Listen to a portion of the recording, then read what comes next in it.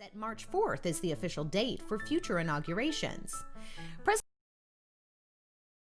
Hi, and welcome to Social Studies Shorts, where we explore a little more about our state, our country, and the world.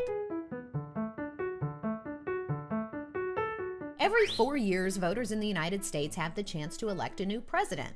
Soon after the election process comes an equally exciting event known as the inauguration. Luckily, the day is televised so we can all join in the festivities.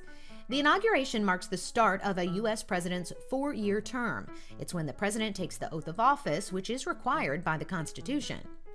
George Washington's first inauguration was held on April 30th, 1789, but by his second term, the Continental Congress had set March 4th as the official date for future inaugurations.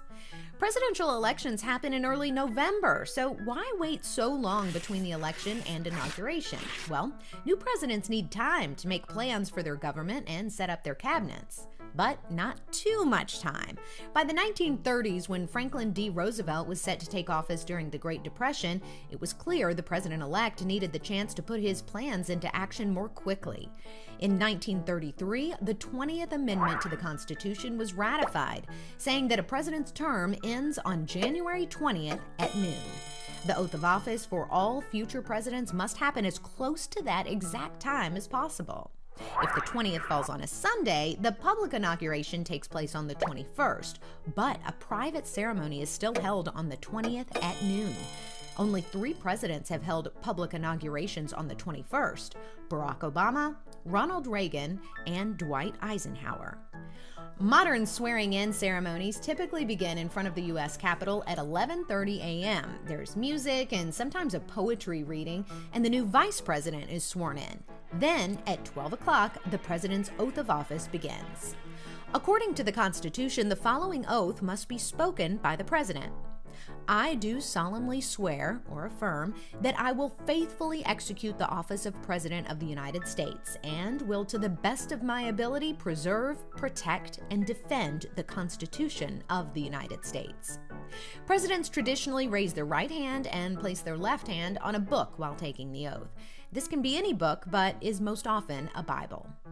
After the oath, the president gives an inaugural address or speech in front of the crowd of supporters, members of Congress, and former presidents. Following the ceremony, members and special guests of the new administration have lunch at the Capitol. Afterwards, they participate in a parade to the White House. Some presidents ride in a car, while others get out and walk along the way. Back at the White House, the president and others watch the parade, which usually includes marching bands, floats representing the 50 states, members of the military, and more. Dwight Eisenhower's parade holds the record for longest, clocking in at 4 hours and 39 minutes. The special day often ends with public and private inaugural balls to celebrate the president's new term.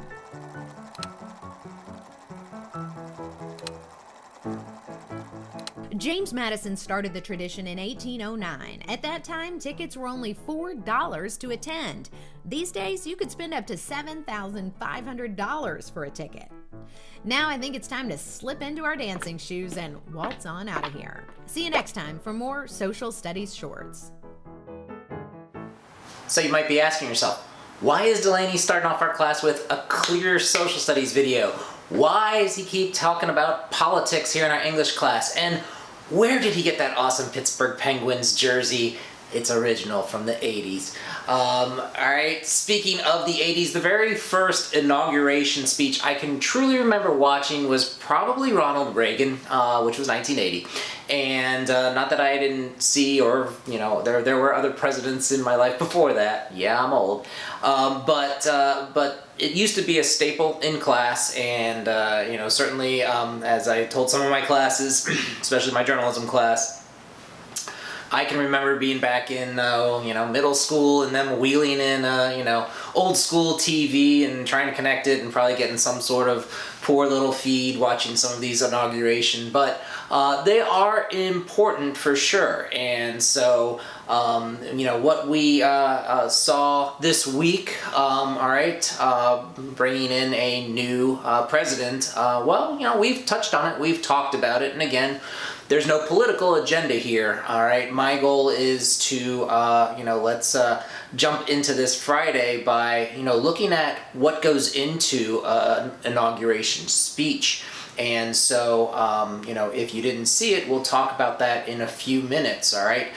There were a lot of events, while it was certainly different this year and didn't have the normal 200,000 people there in the mall watching this. They still put on an important historic moment with several presenters. I'm not sure if you saw it or not, but young poet Amanda Gorman did her own speech, The Hill We Climb. It was powerful, amazing.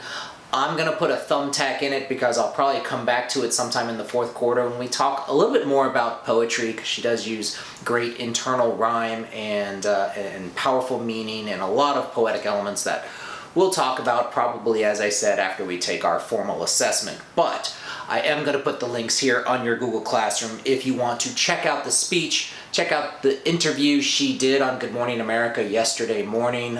It's good stuff, all right? But that's not what we're here necessarily to talk about today, all right? As I said, what goes into a speech, the inauguration speech, all right? So we're going to think about that, okay? This is not a campaign, all right? You've already won presidency, all right? So what do we need to think about and talk about in those types of speeches? Here's a little brief clip from CNN 10, yesterday's CNN 10, just covering some of this week's inauguration speech.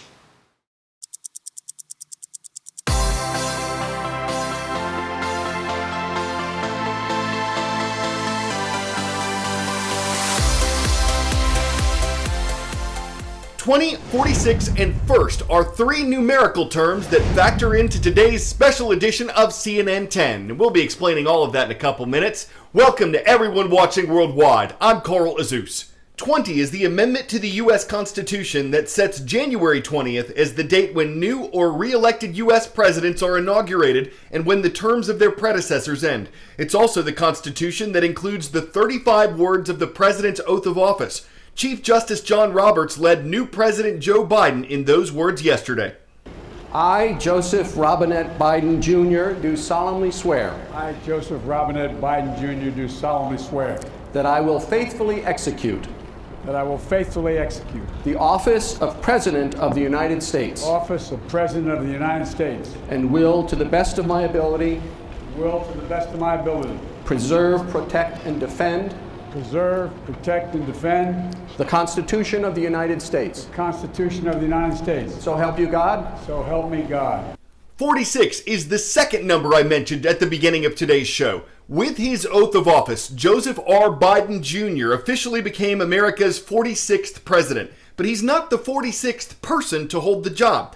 Grover Cleveland served as both the 22nd president and the 24th president because the two terms he served in the late 1800s were not back-to-back. He lost the election in between them to President Benjamin Harrison. So Mr. Biden is the 46th president, but the 45th individual to serve in the role. And that role began yesterday with his plan to sign 17 executive actions. These are orders for members of the executive branch. They don't usually affect as many people as the laws Congress passes, but they do establish presidential policy. President Biden's new executive actions concern the coronavirus pandemic, the environment, immigration, and government regulations. Some of them undo the actions signed by former President Donald Trump. Some of them return to policies set by former President Barack Obama when Biden served as vice president. And that brings us to another numerical term I mentioned, first. There's more than one first concerning this presidency. At age 78, when he took the oath of office, President Biden became the oldest American ever to assume the role. And Vice President Kamala Harris has made history. Her mother was Indian and her father is Jamaican. So Mrs. Harris is both the first woman and the first woman of color to become U.S. Vice President. The first day for new leaders is usually a busy one. Lots of ceremonies, lots of greetings. But there was no traditional parade to the White House from the Capitol, and there was no inaugural ball this time around. Because of coronavirus concerns, virtual and televised events helped mark the transition of power in the United States. Americans got a glimpse of the new president's vision for the country and his outline for the next 4 years in his inaugural speech. Here are some highlights.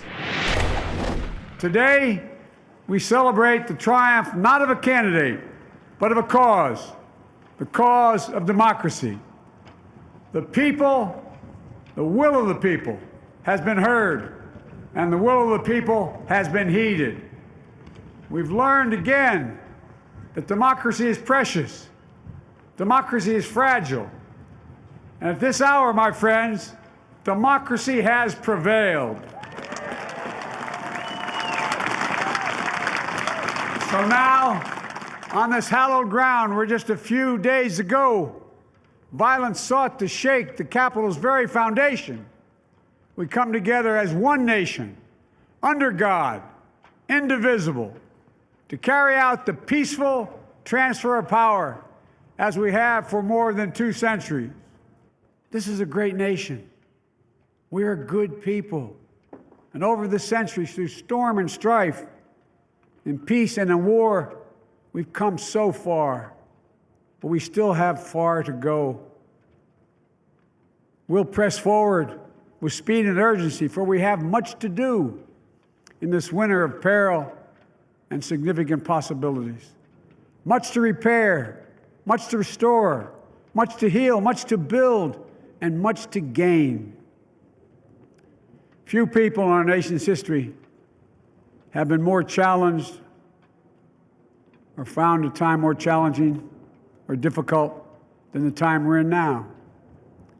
Once-in-a-century virus that silently stalks the country has taken as many lives in 1 year as America lost in all of World War II. Millions of jobs have been lost. Hundreds of thousands of businesses closed. A cry for racial justice, some 400 years in the making, moves us. This is our historic moment of crisis and challenge, and unity is the path forward. And we must meet this moment as the United States of America. If we do that, I guarantee you we will not fail. To all those who supported our campaign, I'm humbled by the faith you've placed in us. To all those who did not support us, let me say this. Hear me out as we move forward. Take a measure of me and my heart. And if you still disagree, so be it. That's democracy. That's America. The right to dissent peaceably within the guardrails of our republic is perhaps this nation's greatest strength. I understand that many of my fellow Americans view the future with fear and trepidation. I understand they worry about their jobs. I understand, like my dad, they lay at bed at night, staring at the ceiling, wondering, can I keep my health care? Can I pay my mortgage? Thinking about their families, about what comes next. I promise you, I get it. But the answer is not to turn inward, to retreat into competing factions, distrusting those who don't look like you, or worship the way you do, or don't get their news from the same sources you do. We must end this uncivil war that pits red against blue, rural versus urban, conservative versus liberal. We can do this if we open our souls instead of hardening our hearts, if we show a little tolerance and humility. Together, we shall write an American story of hope, not fear, of unity, not division, of light, not darkness, a story of decency and dignity, love and healing, greatness and goodness. May this be the story that guides us, the story that inspires us, and the story that tells ages yet to come that we answer the call of history. May God bless America, and may God protect our troops. Thank you, America. All right, so what goes into inauguration speech? Well, let's see. Speeches and Flipgrid Friday. Here we go. You know what's coming. Let's go ahead and take a look at today's Flipgrid Friday assignment.